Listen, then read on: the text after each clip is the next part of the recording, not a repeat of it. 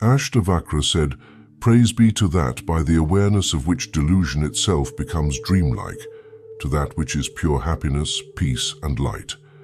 One may get all sorts of pleasure by the acquisition of various objects of enjoyment, but one cannot be happy except by the renunciation of everything.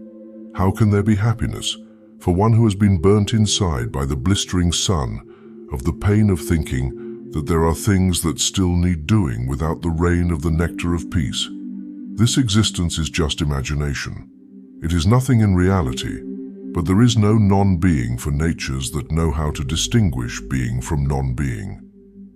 The realm of oneself is not far away, nor can it be achieved by the addition of limitations to its nature. It is unimaginable, effortless, unchanging, and spotless. By the simple elimination of delusion and the recognition of one's true nature, those whose vision is unclouded live free from sorrow. Knowing everything as just imagination and himself as eternally free, how should the wise man behave like a fool? Knowing himself to be God and being a non-being just imagination, what should the man free from desire learn, say, or do? Considerations like, "I am this," or "I am not this," are finished for the yogi who has gone silent, realizing everything is myself. For the yogi who has found peace, there is no distraction or one-pointedness, no higher knowledge or ignorance, no pleasure and no pain. The dominion of heaven or beggary, gain or loss, life among men or in the forest, these make no difference to a yogi whose nature it is to be free from distinctions. There are no religious obligations, wealth, sensuality, or discrimination for a yogi free from such opposites as "I have done this and I have not done that." There is nothing needing to be done or any attachment in his heart for the yogi liberated while still alive. Things will last just to the end of life.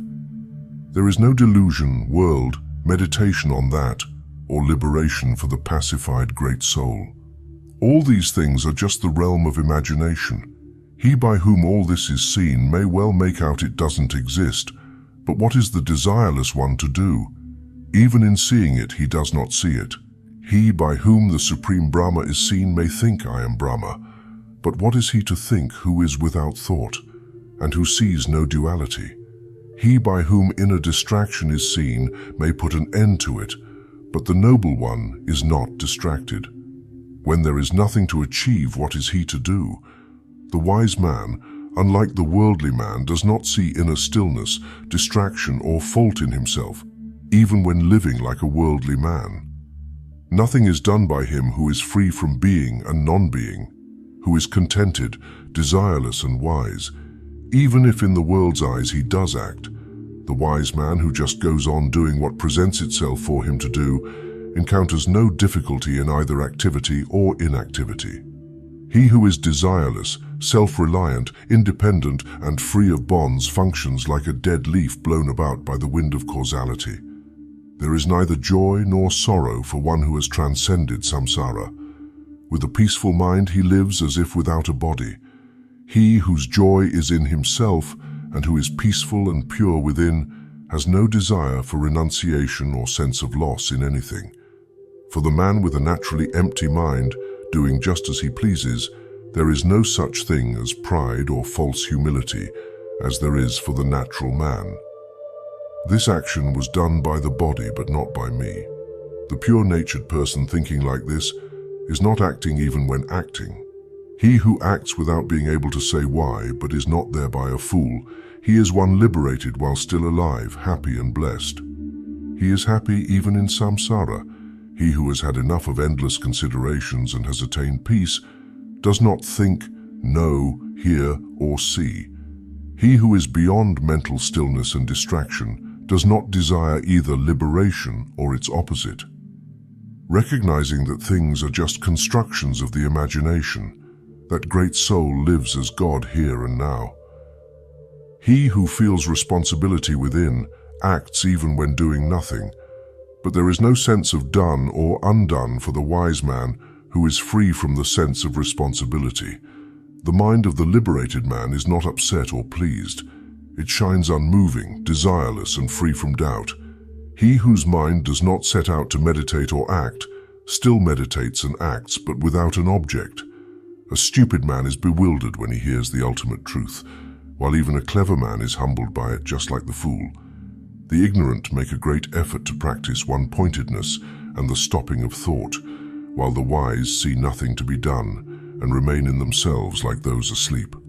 The stupid man does not attain cessation, whether he acts or abandons action, while the wise man finds peace within simply by knowing the truth.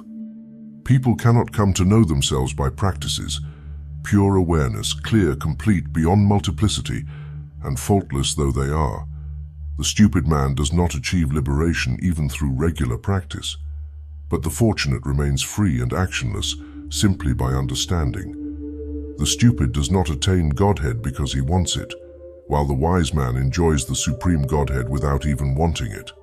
Even when living without any support and eager for achievement, the stupid are still nourishing samsara, while the wise have cut at the very root of its unhappiness. The stupid man does not find peace because he desires it, while the wise man, discriminating the truth, is always peaceful-minded. How can there be self-knowledge for him, whose knowledge depends on what he sees? The wise do not see this and that, but see themselves as infinite. How can there be cessation of thought for the misguided who is striving for it? Yet it is there always naturally for the wise man delighting in himself. Some think that something exists and others that nothing does. Rare is the man who does not think either and is thereby free from distraction.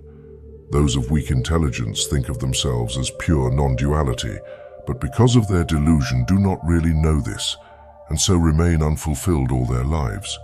The mind of the man seeking liberation can find no resting place within, but the mind of the liberated man is always free from desire by the very fact of being without a resting place. Seeing the tigers of the senses, the frightened refuge seekers at once enter the cave in search of cessation of thought and one-pointedness.